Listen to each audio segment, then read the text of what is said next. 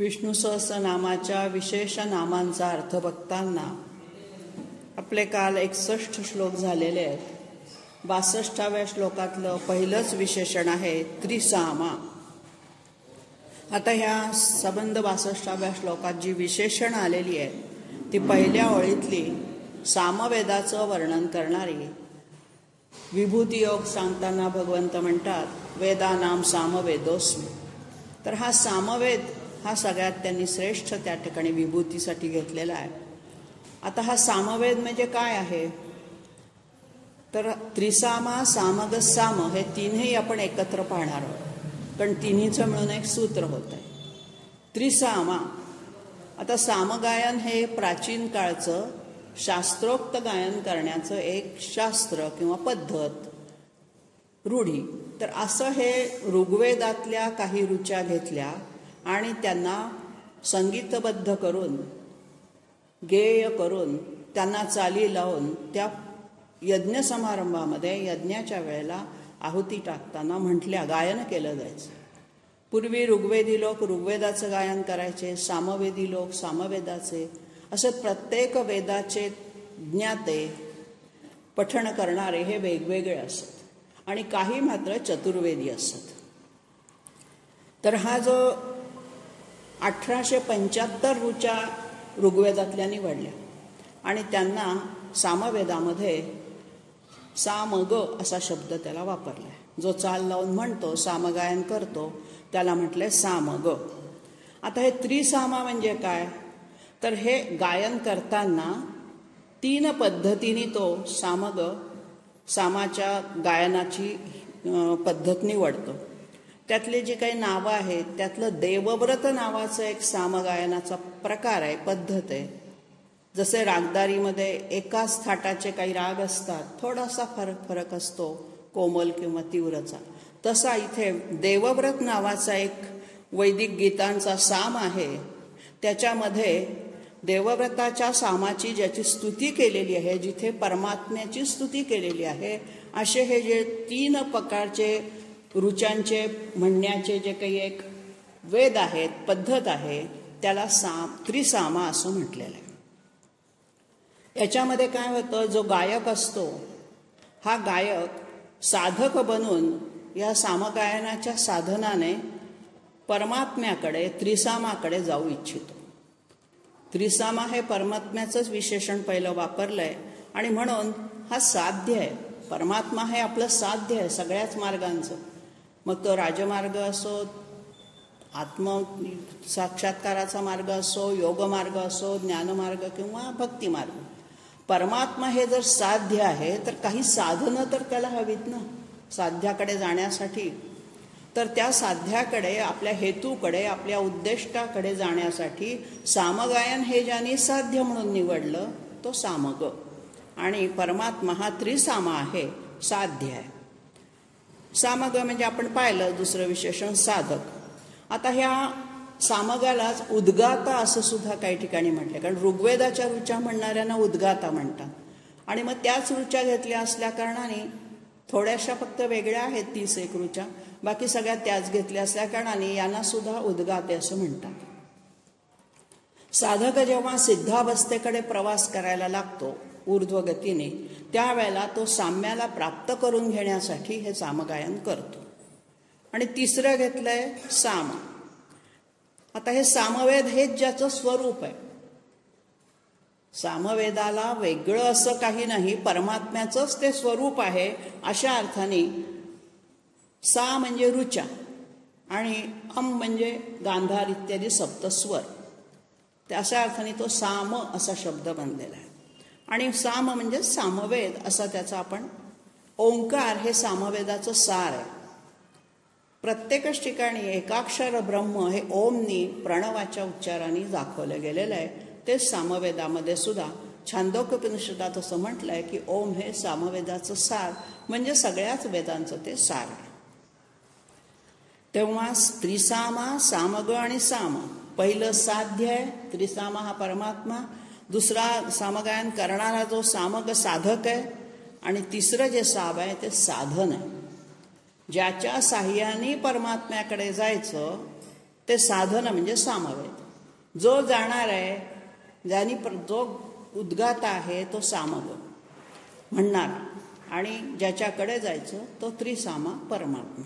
असं या ठिकाणी साध्य साधक आणि साधन असा हा संबंध या एका सूत्रांमधून दाखवलेला आहे. आता ही मौखिक परंपरा हजारो वर्षापूर्वीचे. ऋग्वेद हे आपले इसवी सनापूर्वी 5000 वर्ष होते, आणि मग तेव्हापासून मौखिक परंपरेने ही गायनाची पद्धत इतकी काटेकोरपणे जपलेली आहे की एक मात्रा सुद्धा, एक स्वर सुद्धा उच्च नीच झालेला चालत नाही. परंतु ती अखंड मौखिक परंपरा जपलेली आजही सामवेदाचे गायन करणारे असे उद्गाते आहेत. ज्यावेळेला चतुर्वेदाचा होम होतो त्या ठिकाणी असे हे सगळ्या प्रकारचे गायक बोलावले जातात. विशेषतः ते काशी विश्वनाथाच्या तिथे असतात. पुढचं विशेषण घेतलेलं आहे निर्वाण. आता निर्वाण शब्दाचा साधा अर्थ आहे ज्याला आपण मोक्ष म्हणूया. आता हे निर्वाण पद मोक्ष प्राप्त करण्यासाठी काय व्हावं लागतं, तर आधी आपल्या सगळ्या दुःखांचा नाश व्हावा लागतो आणि परमानंदाची प्राप्ती व्हावी लागते. म्हणजे सगळ्या दुःखांचा नाश आणि परमानंदाची प्राप्ती ज्याच्यामुळे होणार आहे, जो आपल्याला करवून देणार आहे असा परमात्मा, त्याला निर्वाण म्हटलेलं आहे. आणि अशी जी स्थिती त्याला निर्वाण पद किंवा मोक्षस्थान असं म्हटलं जातं. म्हणजे मोक्ष हे त्याचं स्वरूप कशा अर्थाने आहे, तर ज्या ठिकाणी चिरकाल टिकणारा परमानंद ब्रह्मानंद प्राप्त होतो, जिथून परत येण्याचा रस्ताच नसतो किंवा गरजच नसते परत येण्याची, अशा निर्वाण शेवटचं आपण निर्वाणीचे बोल म्हणतो व्यवहारात, ते अशा शेवटचे अखेरचे बोल, ते अखेरचं पद आहे.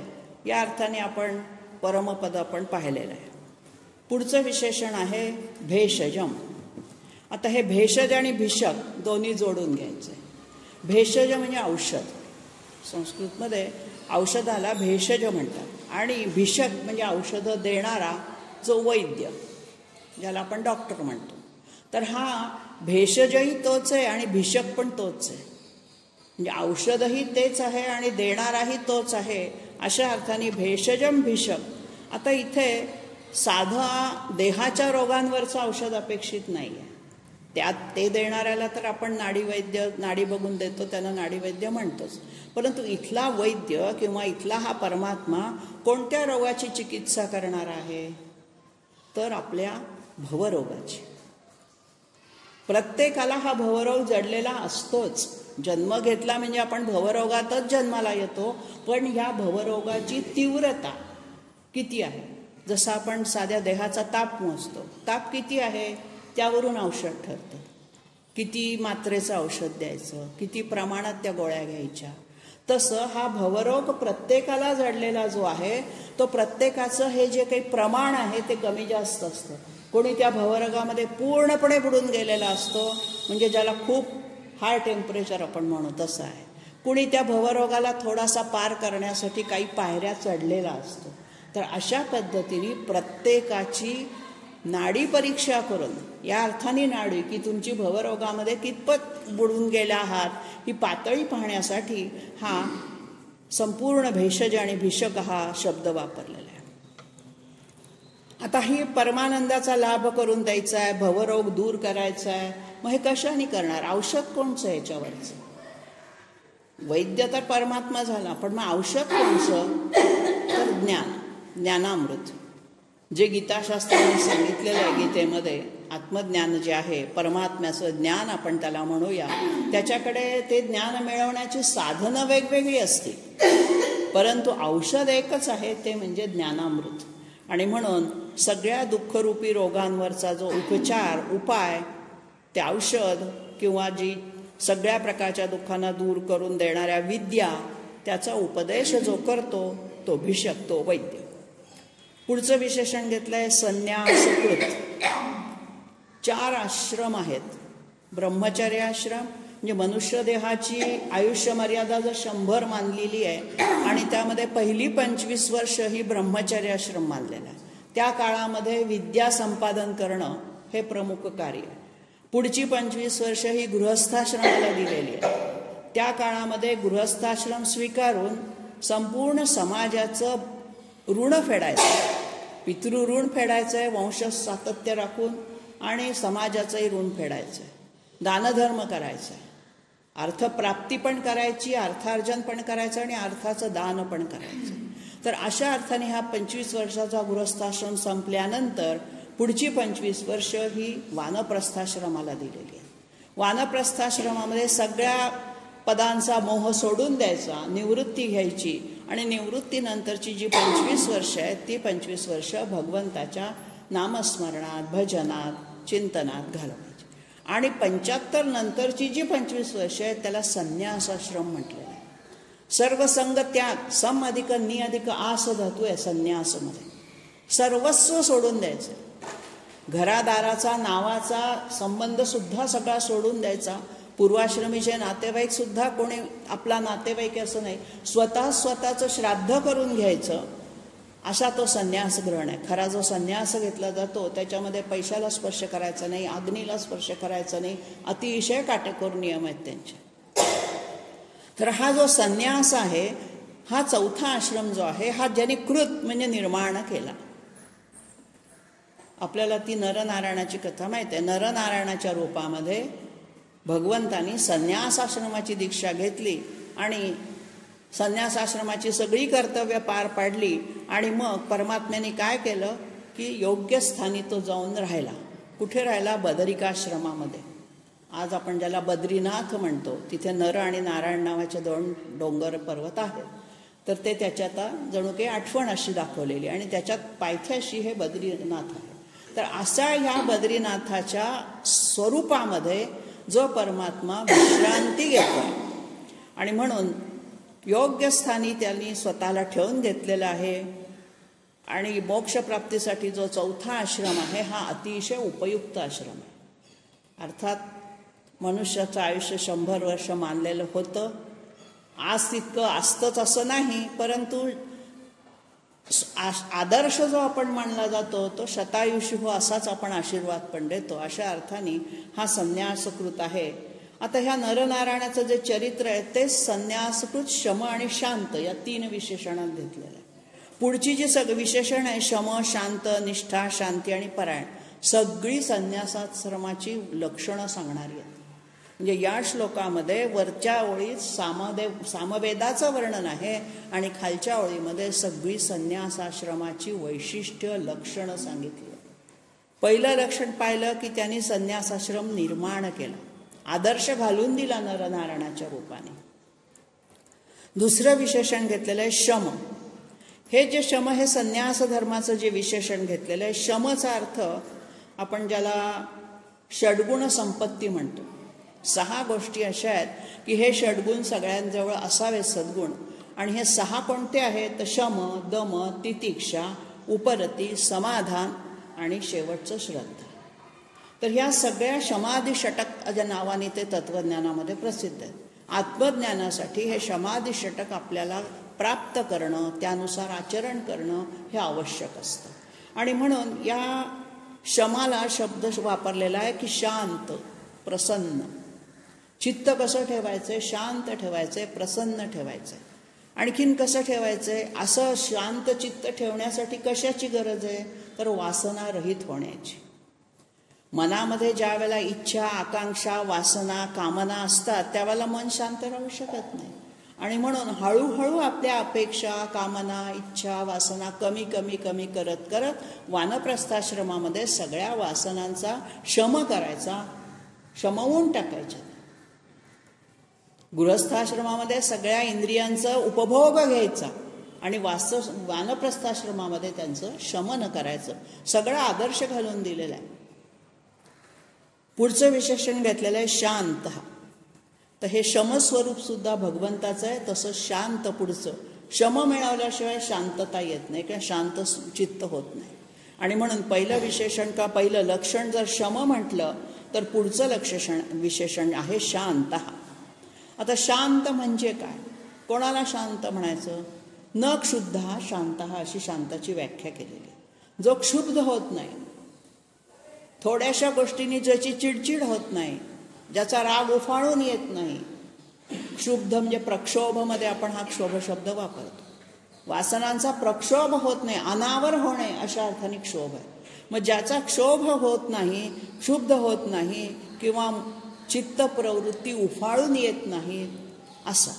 मग कशामध्ये असतात या चित्त प्रवृत्ती? तर देह, बुद्धी आणि इंद्रिय, ज्याला आपण म्हणूया मन, बुद्धी आणि इंद्रिय.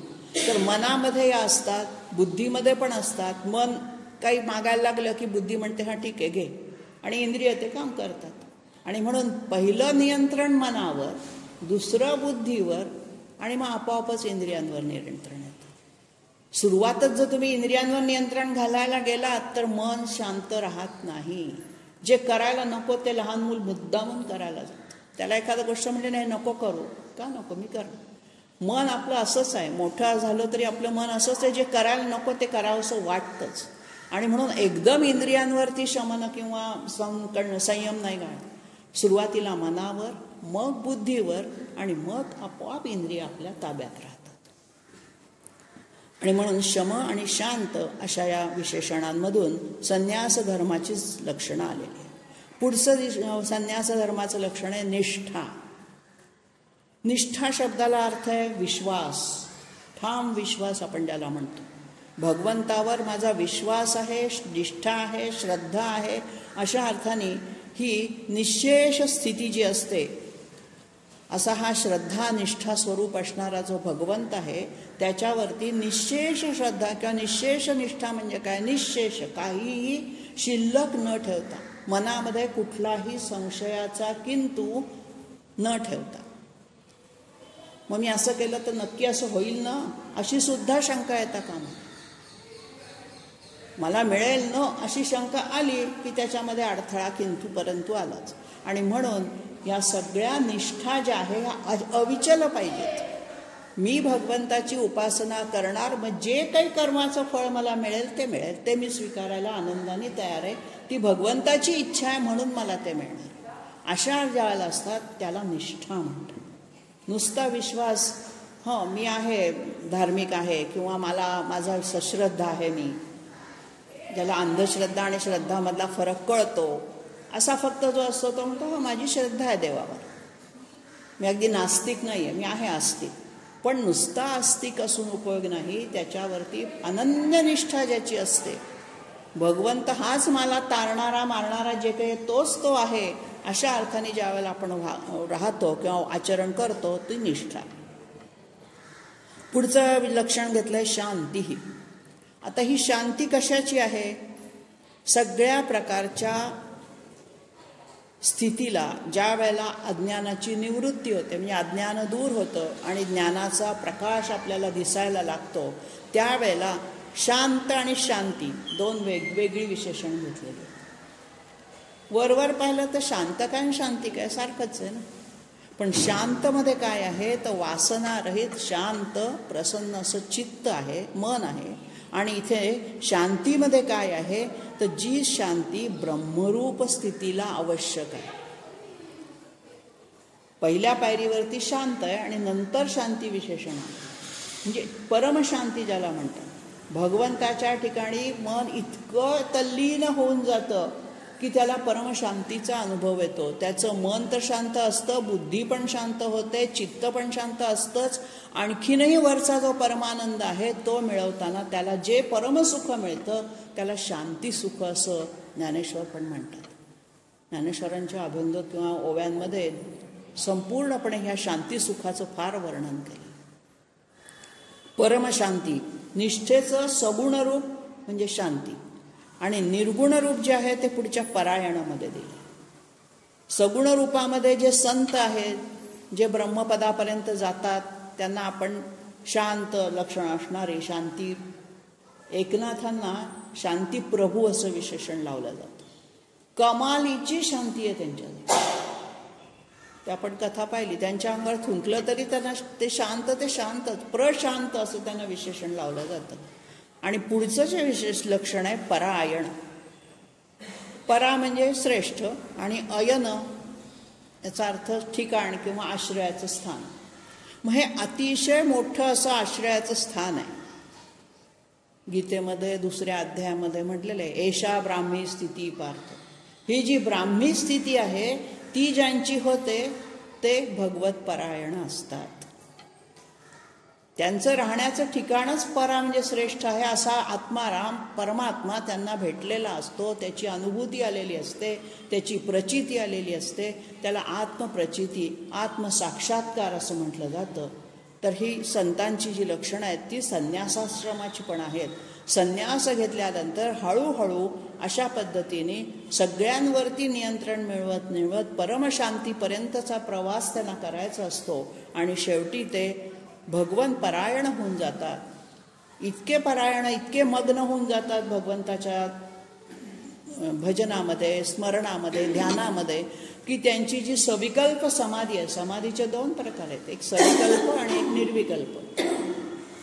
सविकल्प समाधी असते ना ती अशी खाली खाली खाली थोडी आणता येते, आपल्याला उतरवता येते. निर्विकल्प समाधी म्हणजे तो त्या समाधीतून स्वतःचं प्राणोत्क्रमणच करून टाकतात, इतक्या वरच्या कोटीची असते. तर असं परमपद प्राप्त करण्यासाठी ज्यांचं चित्त, मन, इंद्रिय सगळी परायण झालेली आहेत, तत्परायण जो झालेला आहे तो परायण स्वरूप म्हणजे निष्ठेचं हे अयनस्थान आहे, निवासस्थान आहे, पुनरावृत्ती तिथे नाहीच. तशी 5 लक्षणं संन्यास धर्माची या श्लोकामध्ये सांगितल्यानंतर संन्यास धर्म कसा श्रेष्ठ आहे हे सांगितले. संन्यासाश्रमापर्यंत पोहोचणं सामान्यांच्या आवाक्यात नसतं. आपण फार फार तर वानप्रस्थाश्रमामध्ये जातो. कित्येक साधक वानप्रस्थाश्रमापाशीच थांबतात.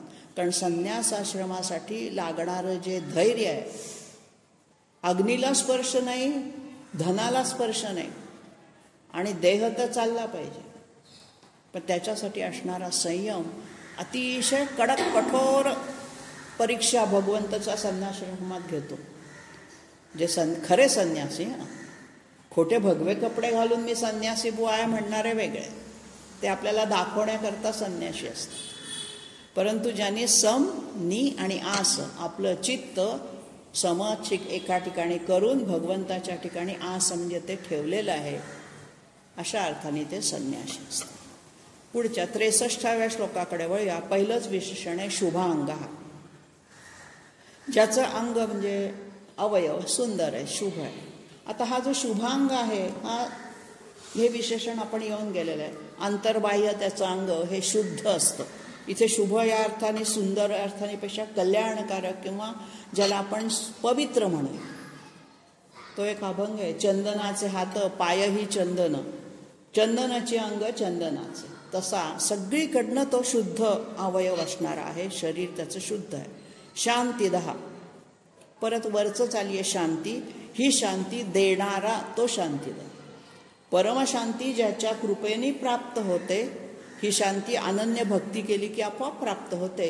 अशा अर्थाने हा शांती द आहे, म्हणजे आपल्याला शांती मिळवून देणारा आहे. रागद्वेषादी विकारांपासून आपली सोडवणूक करण्याला मदत करणारा. सोडवणूक आपली आपल्याला करायची असते. मी ध्यान लावलं म्हणजे सगळं माझं आपोआप विसरेल आणि भगवंत करून टाकेल सगळं काम. कर्म तुम्हाला करायचे, फक्त त्या कर्माला मदत करणं, सहाय्य करणारा तो आहे परमात्मा. त्याच्या इच्छेशिवाय होत नाही फक्त, पण तुमचे प्रयत्न हे अतिशय आवश्यक असतात. पुढचं विशेषण घेतलंय स्रष्टा. हे पण येऊन गेलं. सृष्टी उत्पन्न करणारा सृज धातूचं विशेषण आहे हे स्रष्टा. सृष्टी ज्यांनी विश्वासात ज्यांनी निर्मिती केली आहे ते नेहमीचं आपलं विशेषण. पुढचं विशेषण आहे कुमुद. कुमुद म्हणजे आपण पाहिलं चंद्रविकासी कमळ. कमळाचं पान जसं पाणी पडलं तरी त्याच्यावर ते अलिप्त असतं, त्याच्यावर काहीही पाणी राहत नाही, तसा हा कुमुद विकासी, चंद्रविकासी, अलिप्त असा कमलपत्रासारखा असणारा हा परमात्मा आहे. आणि दुसरा अर्थ घेतलेला आहे पृथ्वी कुमुदचा. आणि आनंदाने पृथ्वीवरती भक्तांच्या समवेत जो राहतो तो कुमुद. पुढचं विशेषण घेतलंय कुवलय शया. कु, वल आणि शय असे 3 शब्द त्यात आहेत. आता ही जी पृथ्वी आहे, कु म्हणजे पृथ्वी, या त्याच्या भोवती वल म्हणजे जे काही जलाचं आवरण आहे, पाणी आहे पृथ्वीच्या भोवती सगळं अशा अर्थाने, आणि त्याच्यामध्ये तो झोपलेला आहे शय. असा अर्थाने या कुवलय शय म्हणजे पाण्यामध्ये शयन करणारा जलाशायी, शेषनागावरती शयन करणारा अशा अर्थाने त्याला कुवलेशय म्हटलं. आता हा जो कुवलेशय आहे हा सर्वव्यापक आहे. अजून एक अर्थ आहे कुवल म्हणजे बोर. बोर जे असतं ना त्या बोरामध्ये सूक्ष्म रूपाने कुवलाच्या रूपाने म्हणजे सूक्ष्म रूपाने बीच्या रूपाने तो त्यात राहिलेला आहे. तेव्हा कुवल म्हणजे आणखीन एक अर्थ होतो शेषनाग. तर शेषनागावरती जो शयन करतो कुवले शयन असा अर्थ. शेषशाही विष्णू असं पण त्याला म्हटलं. मग आता हे अक्षर बीज जे आहे भगवंत हा परमात्मा हा विश्वाचं अक्षर बीज आहे. हे विश्वबीज अव्यक्त जलराशीमध्ये पोहोडलेलं आहे असं शंकराचार्य म्हणतात. हा जलराशी आपल्याला दिसत नाहीये, अव्यक्त आहे तो. आणि त्या अव्यक्त अशा जलराशीमध्ये जो तळाला आहे, जसं कमळाचं बी देठ वर दिसतो खाली बी तळाला असतं तसं हा तळाला पोहोडलाय पाताळामध्ये आहे अशा अर्थाने कुवलेशय म्हटलं. म्हणजे काय अतिशय सूक्ष्म पण आहे. पाण्यामध्ये शयन करतो म्हणजे जलतत्वाला त्यांनी धारण केलेलं आहे आपतत्वाला. आणि हा ईश आहे सगळ्यांचा अशा अर्थाने तो कुवलेशय आहे. शयन करणारा शय. पुढचं विशेषण घेतलंय गोहिता. गोचा अर्थ आपण पाहिला. गो म्हणजे गाय, गो म्हणजे पृथ्वी, गो म्हणजे इंद्रिय वाणी. तर सगळ्यांचं हित साधणारा म्हणजे काय रक्षण करणारा कल्याण करणारा. आता हा जो गो शब्द आहे त्याची 3 विशेषणं आली आहेत. गोहिता गोपती आणि गोप्ता. तर गोपती आणि गोप्ता हे 53व्या श्लोकात आपण आलेलीच 30 पुन्हा विशेषणं घेतली. गोहित तिथे आला नव्हता. तर गोहित म्हणजे गोधनाचा रक्षण करता श्रीकृष्ण अवतारातला म्हणा किंवा गो म्हणजे पृथ्वी वराह अवतारात पृथ्वीचं रक्षण केलं त्या अर्थाने पण तो गोहित आहे. किंवा गो म्हणजे वाणी म्हटलं तर वाणीचंही सामर्थ्य त्याच्याच साह्याने मिळतं म्हणून त्याचंही तोच रक्षण करतो, हित साधतो आपलं. हित म्हणजे ज्याला आपण कल्याण म्हणतो. पण ते कल्याण कसं कायमस्वरूपी टिकणारं कल्याण, तात्पुरतं नाही अशा अर्थाने गोहित. पुढे आहे गोपती. गाईचा पती किंवा गाईचा इंद्रियांचा स्वामी. पती म्हणजे स्वामी. पृथ्वी म्हणा गाय म्हणा काय जे म्हणू आपण त्याच्याप्रमाणे तो स्वामी आहे. पुढचं विशेषण आहे गोप्ता. हा जो गोप्ता आहे हा गोप्ता गुप्त किंवा ज्याला आपण गोपनीय म्हणूया अशा अर्थाने वापरलेला आहे. विश्वाचं जे काही आहे हे सगळा पसारा हा त्याने गुप्त ठेवलेला आहे. मायेने झाकून टाकलेलं आहे स्वतःचं रूप. आपल्याला ते मायाचं आवरण दूर केल्याशिवाय त्याचं स्वरूप कळत नाही आपण पाहिलं होतं. त्या अर्थाने तो गोप्ता आहे. विश्वाचं सगळ्या बाजूनी स्वतःच्या मायाने स्वतःलाच झाकून टाकलेलं. आणि म्हणून भगवंताला शोधणं फार अवघड आहे कारण मायेचं आवरण दूर झाल्याशिवाय त्याचं रूप कळतच नाही, तो दिसतच नाही, अदृश्य आहे तो. तेव्हा गोहित गोपती आणि गोप्ता 3 ठिकाणी गो शब्द वापरलेला आहे. आणि पुढचं विशेषण आहे वृषभाक्षः. वृषभ म्हणजे बैल, अक्ष म्हणजे डोळे. वृषभासारखे ज्याचे डोळे मोठे मोठे काळे भोर असे आहेत म्हणून त्याला वृषभाक्ष असं म्हणतात. आणखीन आपण पाहिलं होतं वृषभ शब्द वृषभमधला वृष जे आहे त्याला म्हणतात धर्म. म्हणजे हा धर्माचा पण डोळा आहे. भगवंत हा धर्माचा डोळा आहे. सगळीकडे त्याचे डोळे सहस्राक्षाने तो सगळ्या विश्वावरती नजर ठेवून असतो. आणि म्हणून धर्म ही ज्याची दृष्टी आहे किंवा दृष्टीतून सगळीकडे तो लक्ष ठेवतो अशा अर्थाने पण वृषभाक्ष म्हटलंय. आणि बैलाप्रमाणे ज्याचे डोळे आहेत त्याला पण वृषभाक्ष म्हटलेलं आहे. तर हा जो धर्माचा डोळा आहे याच्यामध्ये तेज आहे. आपला धर्म अतिशय जाज्वल्य तेजस्वी असा धर्म आहे. परत हिंदू धर्म हा अपेक्षित नाही. इथे धर्म म्हणजे धारणा, मनुष्य देह धारण केल्यानंतर आचरणाचे जे नीती नियम ते सगळे या धर्मामध्ये येतात. म्हणून ज्ञानदृष्टीरूप दृष्टी असणारा आणि आपल्या सगळ्यांना धर्माचं मार्ग दाखवणारा असा हा डोळा आहे. डोळा दाखवण्याचं बघण्याचं काम करतो तसा हा धर्माचा डोळा आहे. वृषभप्रिय परत म्हटलंय. आता इथे फक्त वृष आहे, वरच्या याच्यामध्ये वृषभ आहे म्हणून वृषभ म्हणजे बैल घ्यायचं सामर्थ्याचं प्रतीक. आणि वृषप्रियमध्ये ज्याला धर्मप्रिय आहे. आता धर्मप्रिय म्हणजे काय, धर्म नावाची काही अशी वस्तू नाही की ती त्याला खायला आवडते. तर धर्मप्रियाचा अर्थ धर्माचरणाने वागणारे लोक त्याला प्रिय आहेत. जे धर्माचरणी नाहीत, अधर्माने वागतात, त्यांच्या विनाशाकरता तो परित्राणाय साधूनां विनाशाय च दुष्कृता. अशा अर्थाने तो वृषप्रिय आहे, धर्मप्रिय आहे. सत्य हा त्याचा धर्म आहे आणि सत्यप्रिय जी माणसं असतील तीच त्याला पण आवडतात. अशा अर्थाने तो वृषप्रिय आहे. पुढचे विशेष श्लोक घेऊया 64वा. त्याच्यात आहे अनिवर्ती. आता अनिवर्ती म्हणजे काय, तर माघार न घेणारा, न निवर्ती, परत येत नाही.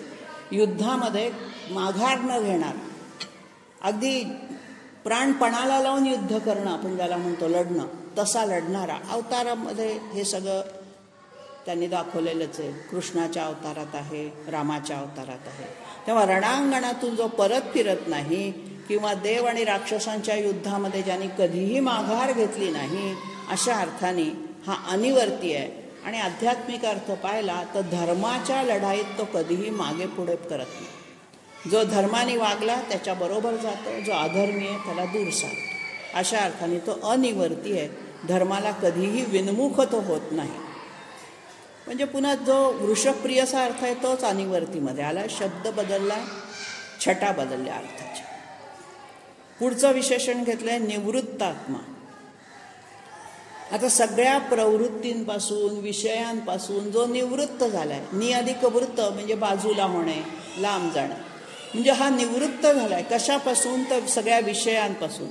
ज्याचं मनच निवृत्त आहे तो कधीही विषयांमध्ये अडकलेला नाही. अशा अर्थाने तो निवृत्त आहे. म्हणजे शुद्ध, बुद्ध, मुक्त, शांत, ती ज्याची विशेषणं आहेत ती सगळी या निवृत्तच्याच अर्थाची आहेत. आणि म्हणून असा सगळ्या प्रवृत्तींपासून निवृत्त असणारा असा हा परमात्मा आहे. पुढचं विशेषण घेतलं आहे संक्षेपता. संक्षेप करणारा. आता सम अधिक क्षेप धातूमध्ये काय आहे, ज्याला आपण संक्षेप करणं म्हणजे सूक्ष्म रूपात आणणं. मोठा परिच्छेद असतो, त्याचं संक्षिप्त रूप करायला येतं. म्हणजे काय असतं, कमी भाषेत तोच अर्थ आला पाहिजे पण भाषा शब्द कमी वापरायचे. तर अशा अर्थाने हा विश्वाचा जो पसारा आहे, या पसाऱ्याला प्रलयाच्या वेळी संक्षिप्त करून टाकतो, सूक्ष्म रूपात आणतो. म्हणून त्याला संक्षेपता असं म्हटलेलं आहे. मग हे ज्याच्या शक्तीने होतं ती शिवशक्ती आहे. प्रलयाची शक्ती जी आहे ती महेश शक्ती किंवा शिवशक्ती आपण त्याला म्हणू. निर्मितीची ब्रह्मदेव, पालनाची विष्णुशक्ती आणि ही शिवशक्ती.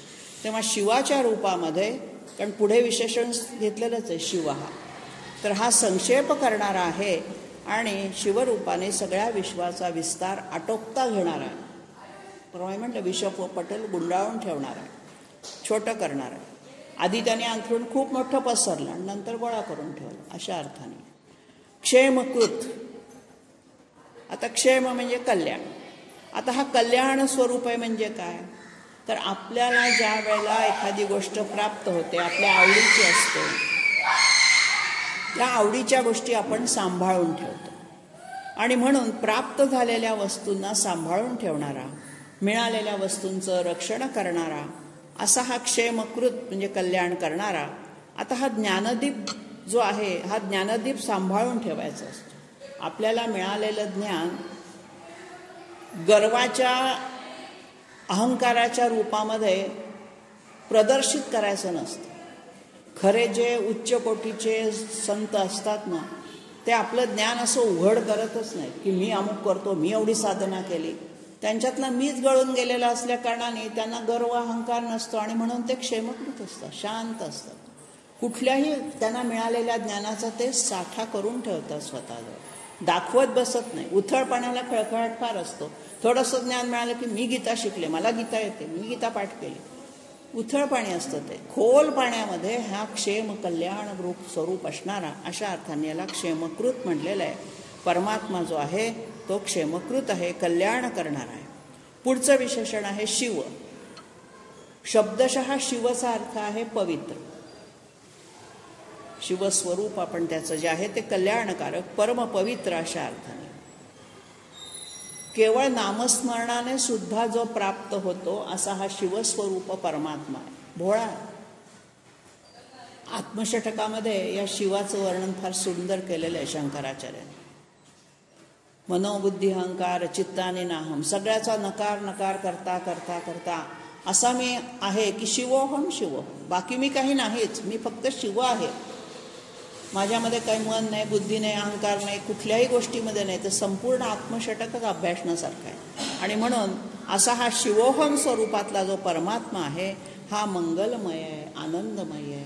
संहार करता असला तरी संहाराच्या वेळेला कोणालाही तो, ज्याला आपण त्रास म्हणू, असा त्रास देत नाही, अलगद उचलून घेऊन जातो. अशा स्वरूपाचा तो शिवस्वरूप. पुढचं विशेषण श्रीवत्स वक्ष आहे योग केलेलं. श्रीवत्स हे वक्ष म्हणजे स्थळ, छाती, त्यांच्या वक्षस्थळावर विष्णूच्या श्रीवत्स हे चिन्ह आहे असणारा तो. म्हणजेच काय, ती भृगु ऋषींची कथा आपल्याला माहितीच आहे. त्यांनी सगळ्या तीनही देवांमध्ये ब्रह्मदेव, विष्णू आणि शिवात कोण श्रेष्ठ हे बघण्यासाठी निघाले. विष्णू तर शेषशाहीवरती झोपलेले होते, त्यांचं लक्ष नाही भृगू आलेले तिकडे. तर त्यावेळेला भृगु ऋषींनी मुद्दामून त्याच्या वक्षस्थलावरती लाथ मारली आहे, पण विष्णू रागावले नाहीत. त्यांना पाहायचं होतं की रागावतात का. शिवाला राग आला पण विष्णूला आला नाही. आणि म्हणून त्यांनी शेवटी जाहीर केलं की विष्णू हा सर्वश्रेष्ठ देव, अशी ती कथा आहे. तर हा विष्णू ते चिन्ह आपल्या छातीवरती कायमचं घेतोय, असा हा तर श्रीवत्स आहे. किंवा श्री म्हणजे लक्ष्मी, ती पण त्याच्या वक्षस्थलावर राहते, अशा अर्थाने पण तो श्रीवत्स वक्ष आहे. पुढचं विशेषण तेच घेत आहे. श्रीवासः श्रीपती श्रीमतांबरा. या श्रीवत्स वक्षापासून जी श्रीची पुनरावृत्ती होतीये ती पुढच्या श्लोकामध्ये सगळीकडे श्रीनी सुरू होणारी विशेषण आहे. जो श्री सुक्तामध्ये श्रीचा अर्थ आहे तो श्रीचा अर्थ इथे. नुसतं श्री म्हणजे लक्ष्मी, धन, पैसा असा अर्थ नाही. श्री सुक्ताच्या शेवटच्या ओळीमध्ये श्री सुक्ताचं श्रीचा अर्थ करा जास्त येतो. शरीर वर्चस्व ते जे आहे ना, शरीर वर्चस्व महायुध काय पुढे, हां, त्याच्यामध्ये सगळे वर्चस्व महायुध सगळी त्या ठिकाणी वैशिष्ट्य श्रीची दिलेली आहेत की ही कधीही आपल्याला सोडून जात नाही.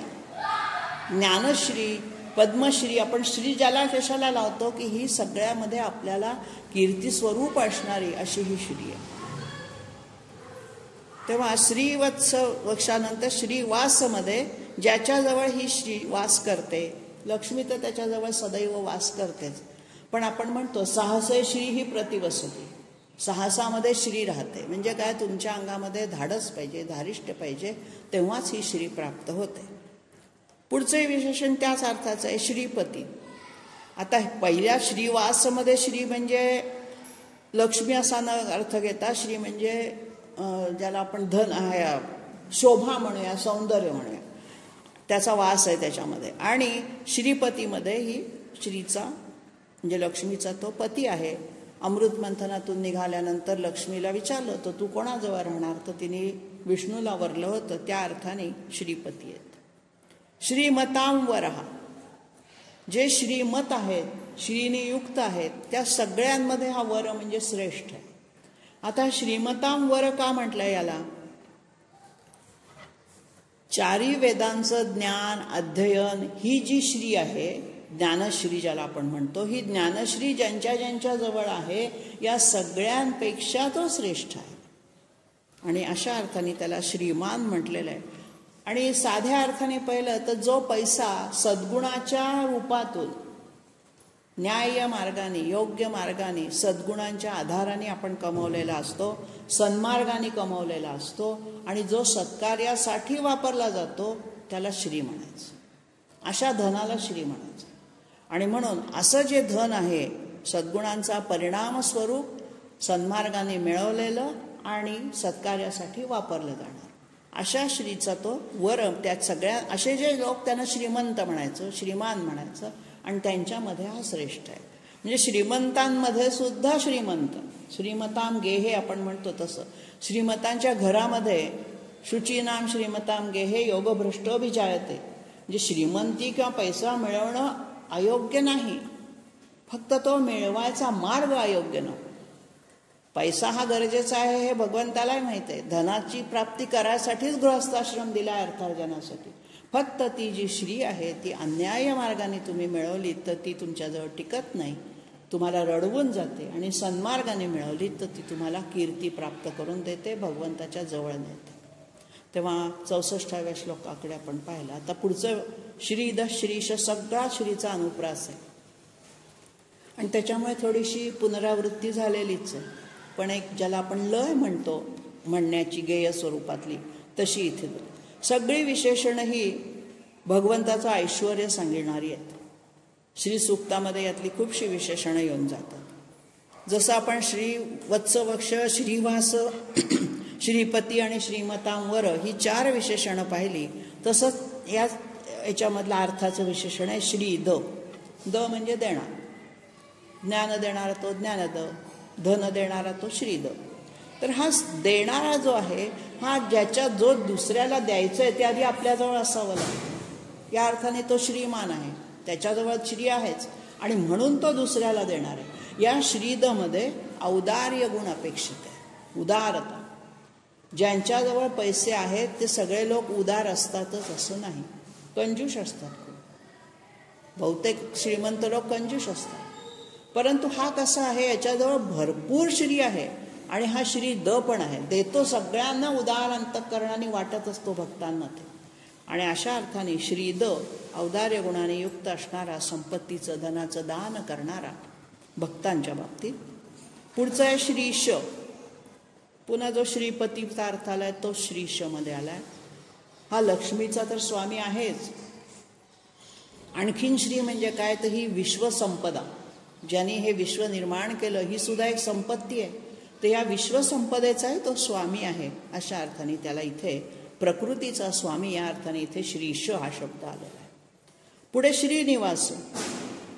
आता ही जी शोभा, संपत्ती, लक्ष्मी, ऐश्वर याच्यामध्ये ज्याचा निवास आहे, म्हणजे त्याच्यात तो राहतो, किंवा उलट्या अर्थाने म्हणता येईल श्रीचा ज्याच्यामध्ये निवास आहे. दोन्ही अर्थ आहे. जिथे श्री राहते तो श्रीनिवास, किंवा जो श्रीमध्ये राहतो तोही श्रीनिवास. दोन्ही अर्थाने हा समास सोडवता येतो. आणि म्हणून ज्या ज्या पद्धतीने संस्कृतमध्ये तुम्ही सामासिक अर्थ लावाल, सोडवाल, विग्रह कराल, तसा अर्थ इथे श्री जी आहे ती सद्गुण रूपातली अपेक्षित आहे. सद्गुणांचा ठेवा श्रीनिधीमध्ये आलेला आहे. आणि श्रीनिवासामध्ये श्रीमंतांमध्ये वास करणारा, ज्याच्याजवळ भरपूर श्री आहे असं. खूप त्याच्यामध्ये सगळ्या अर्थाची पुनरावृत्ती होत जाते. श्रीनिधीमध्ये तेच आहे. निधी म्हणजे साठा. आता ज्याच्याजवळ श्रीचा साठा आहे म्हणजे काय, भरपूर ऐश्वर त्या संपन्न तो आहेच. आणि म्हणून सद्गुण संपत्तीचा ठेवा असा तिथे अर्थ लावलेला आहे. पुढचं घेतलंय श्री विभावना. विभावना म्हणजे विभागणी करून देणार. या श्रीची नुसतं तो देत नाही, ज्याला द्यायचं ना त्याच्यामध्ये ज्याला ह्याला किती द्यायचं, त्याला किती द्यायचं, त्याला किती द्यायचं, याची तो विभागणी करतो. मग ही कशावरून करतो तो, गुणकर्मानुसार. कर्मयोगाचा सिद्धांत आलेला इथे गीतेत. तुमचं जे प्रारब्ध कर्म आहे त्या कर्माला अनुरूप फळं देताना कोणाला किती संपत्ती द्यायची हे त्यांनी ठरवून टाकलेलं आहे. तेव्हा तुमच्या नशिबात जेवढं धन आहे तेवढंच तुम्हाला मिळणार, त्यापेक्षा कमी नाही जास्तही नाही. अशा अर्थाने हा श्री विभावन आहे. श्रीची योग्य व्यवस्थित वाटणी करणारा, वाटप करणारा श्री विभावना. पुढे श्रीधर हा आहे. आपण मागे श्रीगर्भ हा हे विशेषण पाहिलंय, त्याच अर्थाचा श्रीधर आहे. धर म्हणजे धरून ठेवणारा. जसं धरणीधर तसा हा श्रीधर आहे. हा लक्ष्मीला आपल्या वक्षस्थलावरती धरून ठेवलाय ज्यांनी, अशा अर्थाने जी श्री आदिशक्ती, तिलाही श्रीच म्हटलं जातं. तर ही जी आदिशक्ती आहे ही शिवाच्या साह्याने राहते. शिव आणि शक्ती ही दोन रूप एकरूप असतात, तरच सगळं सगळ्या विश्वाचा कारभार चालतो. अशा अर्थाने त्याला श्रीधर असं म्हटलेलं आहे. लक्ष्मीचं आश्रयस्थान असणारा, लक्ष्मीला आपल्या वक्षस्थलावर धारण करणारा श्रीगर्भ असा तो आहे. पुढचं विशेषण घेतलंय श्रीकरा. आता हे पण दोन पद्धतीने सोडवलंय. श्रियं करोति इति श्रीकरा, म्हणजे जो कल्याण करतो तो श्रीकर. आणि दुसरं घेतलेलं आहे श्रीही एव कराहा यस्य. श्री हेच ज्याचे कर म्हणजे हात आहेत.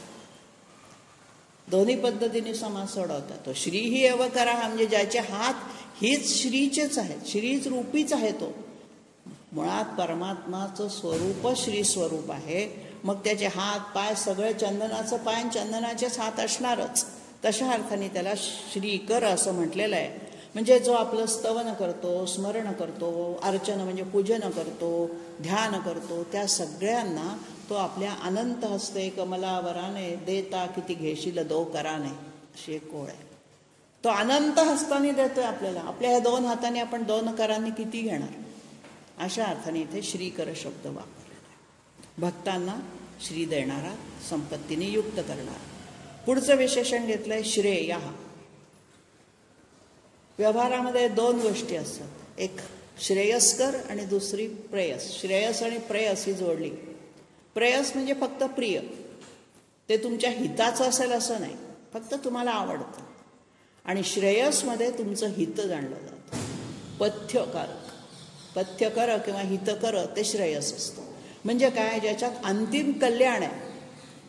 परमात्मा मिळवण्याच्या ज्या साधना आहेत त्याच्यामध्ये अंतिम कल्याण आहे. साधनेमध्ये कष्ट आहे, तिथे सुख नाही आहे. साधनेमध्ये खूप कष्ट आहेत, परंतु अंतिम कल्याण करून देतो आणि म्हणून त्याला श्रेयस्कर किंवा श्रेय असं म्हटलं जातं. मग आपल्या दृष्टीने श्रेय काय आणि प्रेय काय हे आपण ठरवायचं असतं. स्वातंत्र्य दिलं बुद्धीला. एखादा आजार झालेला असला, ताप असला आणि मुलगा जर काही आंबट खायला लागला तर आई काय म्हणते, नको. म्हणजे काय, मी तुला देणार नाही असा अर्थ तिथे नसतो. तिचं पथ्य तू मोडलंस तर तुझं कल्याण होणार नाही, तू बरा होणार नाहीस. अशा अर्थाने आपल्याला जे हितकारक आहे, पथ्यकारक आहे, अशा गोष्टीच नेहमी स्वीकारल्या पाहिजे. आणि अशा गोष्टी स्वीकारायला भाग पाडणारा किंवा अशी बुद्धी देणारा तो श्रेय आहे.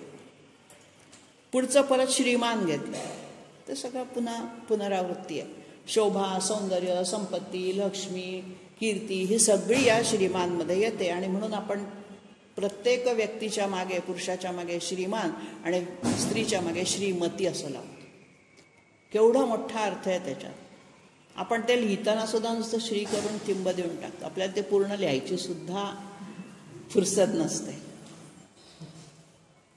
खरं म्हणजे ते केवढा अर्थघन विशेषण आहे. श्रीमान किंवा श्रीमती. मत आणि वत हे त्याच्या स्वामित्वाचे प्रत्यय आहेत.